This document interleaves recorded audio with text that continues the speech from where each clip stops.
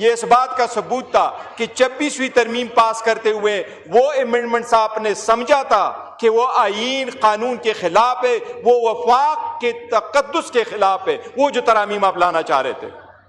اس وقت آپ نے اٹیک کر لیا تھا عدلیہ پہ، اس وقت آپ پورے وفاق کو خطرے میں ڈال رہے ہیں۔ تو آرٹیکل 243 میں امینڈمنٹ آ رہی تھی،